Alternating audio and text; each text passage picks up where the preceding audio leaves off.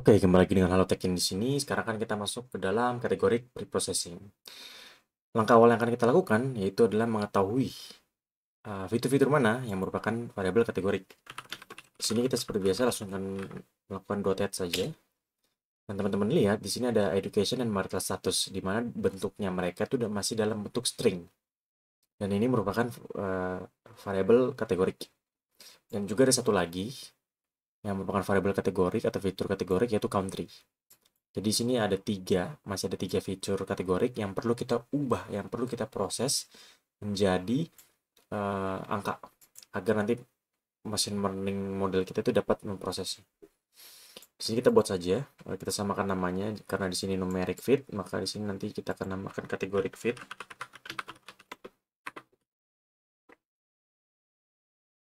Education, terus marital status, and then country. Nah, di sini karena kita sudah mempunyai kategorik feature dan juga all numeric feature, maka kita gabungkan saja menjadi satu, yaitu alfit. Al numeric fit di kategori fit. Oke. Nah, nanti di sini kita langsung filter saja di after final ambil alfit. Oke. Jadi di sini kita hanya akan mengambil fitur-fitur yang penting saja, yang kita akan masukkan ke dalam model yang sudah kita pre-proses. Fitur-fitur seperti ID itu kita tidak membutuhkannya. Dan jangan lupa ini juga dilakukan hal yang sama kepada teman-teman dataset kita yang lainnya, yaitu validation dan test. Valid, ini test, dan ini tes, dan ini valid. Oke. Nah, di sini yang perlu kalian juga pahamin teori yang statistik, sedikit statistik ya, yang perlu kalian pahamin. Di dalam kategori feature itu ada beberapa jenisnya.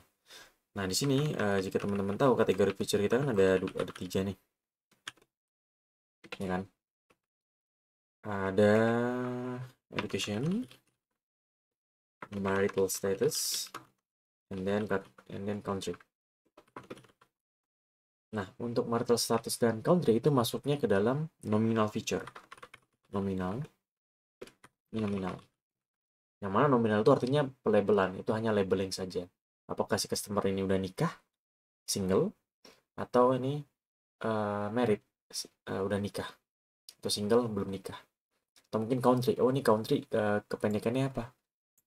CA, SP, oh ini country namanya negaranya apa? Itu hanya pelabelan saja kan, tidak ada tingkatan tertentu antara nilai-nilai dengan yang nilai lainnya. Kan single sama married kan, apakah single lebih banyak? Enggak kan? Apakah married itu lebih tinggi? Enggak kan? Tapi itu tapi ini lain hal dengan yang education. Education itu namanya ordinal, ya kan? Karena di sini teman-teman dapat melihat ada PhD, graduation, and master. Tentunya dong, master itu pasti lebih tinggi daripada PhD. Salah kebalik. PhD itu lebih tinggi tingkatannya daripada master, ya kan? Nah, maka dari itu, ini masuk dalam kategori yang ordinal, ya kan? Jadi ada tingkatannya gitu.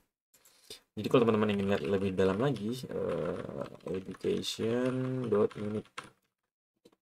Nah, di sini ada PhD, graduation, master, second cycle, sama basic. Basic sudah pasti yang paling pertama.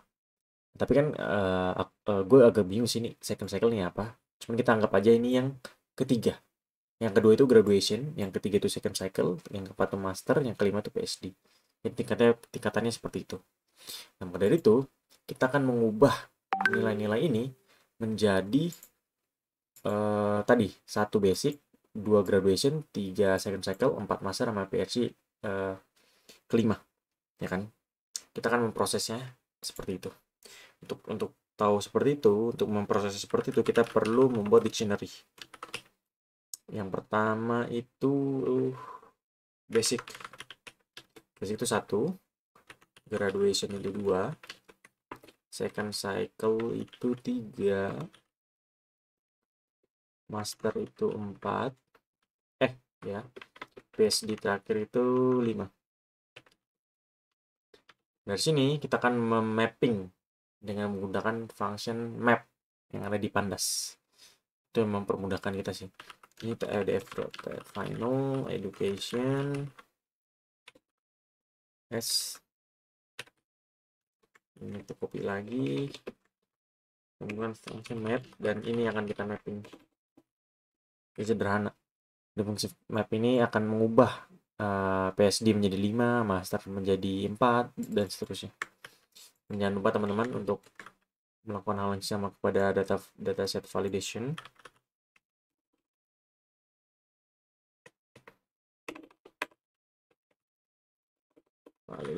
Oke.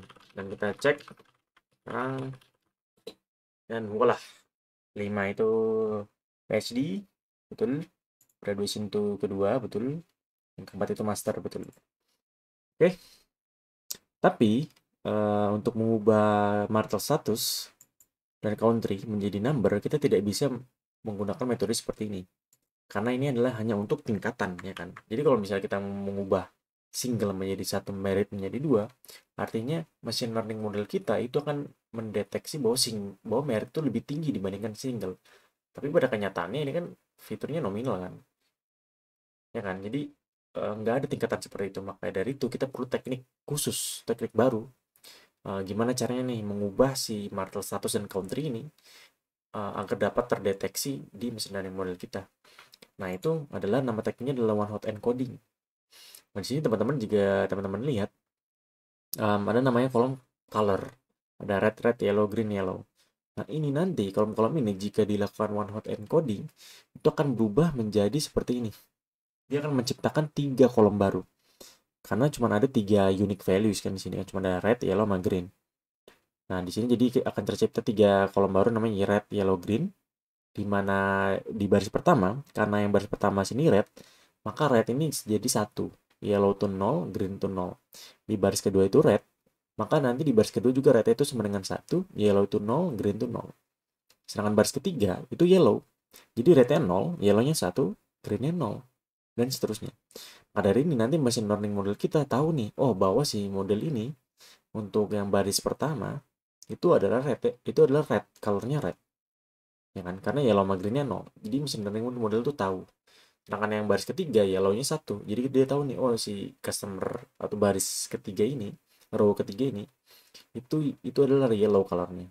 Bukan red, bukan green karena nilainya tuh 0. Oke, semoga ini cukup jelas penjelasan one hot encoding. Kenapa kita perlu melakukan one hot encoding untuk variabel-variabel nominal. Nah, caranya gimana nih? Ini sebenarnya bisa dilakukan manual, cuman di scikit-learn itu udah ada, package-nya udah banyak sih. Nah, di sini package yang akan kupakai itu dari scikit-learn, dan library yang akan kugunakan itu dari sini. Ada banyak cara, cuman aku biasanya pakai ini sih. Import dig vectorizer. Oke. Pertama-tama untuk menggunakan dig vectorizer ini kita perlu mendefine dv-nya dulu. Ini pakai sparse. Teman-teman dapat cek saja sparse itu artinya apa di documentation-nya. Nah, untuk menggunakan ini kita perlu mengubah data frame kita, df train final, df pilot final, df test final itu menjadi dictionary, kan? Karena ini mainnya di dalam level dictionary, bukan data frame. Nah, cara mengubahnya yaitu dengan seperti ini. df train final dix dengan df train final to dix orient records. Nah, ketika teman melihat hasilnya, kita ambil 2 row teratas. Nah, teman-teman lihat kan, education 5 dan seterusnya sampai sini. Nanti di yang kedua, dictionary kedua itu juga row baru lagi. Jadi bentukannya seperti itu. Ini row pertama, ini row kedua. Agar dapat diproses ke dig vectorizer ini. Dan jangan lupa juga kita perlu melakukan hal yang sama ke mana? Valid.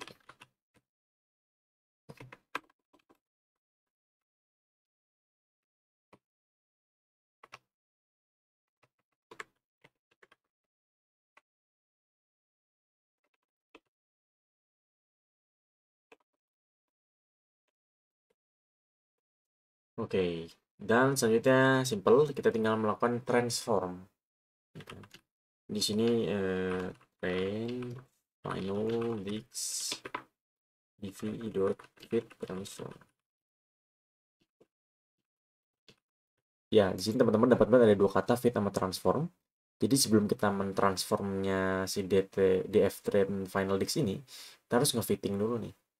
Kan? Jadi ini loh referensi yang akan kita transform, ya kan? Dan juga teman-teman di sini perlu diingat bahwa Dict Vectorizer ini cukup pintar. Karena teman-teman tahu kan di dalam df train final ini itu ada kolom-kolom lain seperti education, accepted campaign 3, accepted campaign 4, and etc. Ya kan? Nah, tapi di Vectorizer ini itu sudah mengetahui nih, oh ini loh yang akan kita ubah menjadi one hot encoding, yaitu martel status sama country. Jadi itu nggak masalah kalau teman-teman langsung DEV transform sekaligus berbarengan dengan fitur-fitur numerik, karena di Vectorizer ini cukup pintar. Oke, jadi pertama kita melakukan fit transform dulu, karena kita perlu ngefitting dulu. Nah, nanti kita lakukan hal yang sama ke final.dix valid dan juga tes. Tapi di sini kita nggak usah ngefit dulu, udah nggak perlu dilakukan fitting. Karena kenapa? Karena kan referensi kita kan si df train final dix ini, ya kan, Kak? Jadi si dv ini tuh udah di training atau di fit ke berdasarkan referensi df train final dix ini. Jadi yang final validation final dix itu nggak perlu lagi. Oke. Dan juga hal yang berlaku sama kepada tes final dix. Oke. Dan jika teman-teman ingin melihat hasilnya,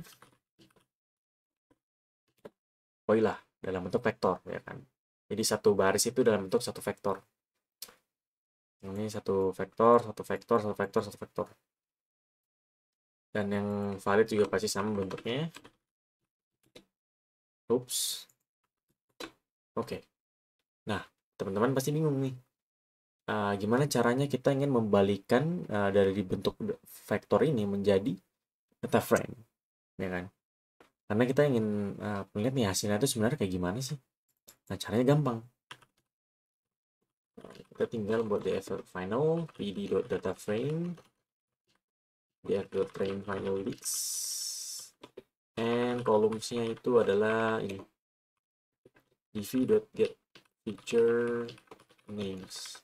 Nah, jadi kalau teman-teman ingin melihat ini nge-return apa, dia nge-return nama-nama kolomnya berdasarkan urutannya, ya kan? Jadi gimana, nggak salah, jadi itu yang ini tuh, yang kolom pertama itu tuh acceptance campaign 1, ini acceptance campaign 1, ini acceptance campaign 1, ini acceptance campaign 2, ini acceptance campaign 2, dan seterusnya. Nah, ini tinggal di enter aja dan void lah. You can now look at this acceptance campaign 1, acceptance campaign 1, dan lainnya. Nah, di sini teman-teman dapat nih, ada country AUS sama dengan AUS, country sama dengan CA, country sama dengan GER, dan lain-lainnya. Nah, untuk customer yang baris pertama ini, itu kan country-nya sama dengan CA, ya kan, sama dengan 1 nih. Pasti udah otomatis, oh ini country-nya itu pasti CA. Kalau misalnya marital statusnya apa? Oh single nih, maritnya 0, dia divorce-nya 0, together-nya 0, widownya juga 0. Berarti dia si customer ini yang baris pertama ini, yang row pertama itu adalah single.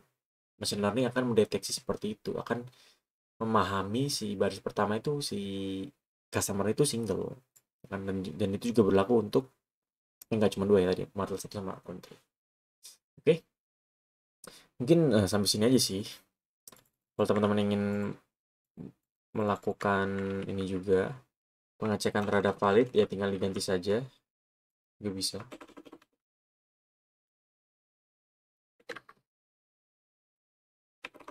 Oke. Udah cukup sih. Ya, mungkin videonya sampai sini saja. Dan di video next berikutnya, kita akan langsung masuk ke dalam modeling. Sepertinya sih, kayaknya modeling sih, kalau nggak salah. Oke. Jangan lupa subscribe guys di channel video ini, di Halotech ini, dan juga jangan like terkait konten ini, dan juga jangan lupa komen, subscribe, and share. Dan oh ya, dan jangan lupa juga nyalakan notifikasinya ya, kalau misalnya teman-teman ingin mendapati video yang paling terbaru secepat mungkin notifikasinya. Oke, dan kita juga punya traktir.id. Mungkin teman-teman yang berasa kebantu sekali dan ingin melakukan donasi bisa dicek di description-nya. Mungkin itu aja teman-teman. Sekali lagi semoga video pada kali ini tentang kategori processing dapat membantu teman-teman. Sekian dari Halotech Academy. See you in the next video. Bye-bye. Terima kasih telah menonton Halotech Academy. Jangan lupa like, comment, subscribe, dan share video ini. Cek juga tutorial menarik lainnya ya. Halotech Academy, learn today, great tomorrow.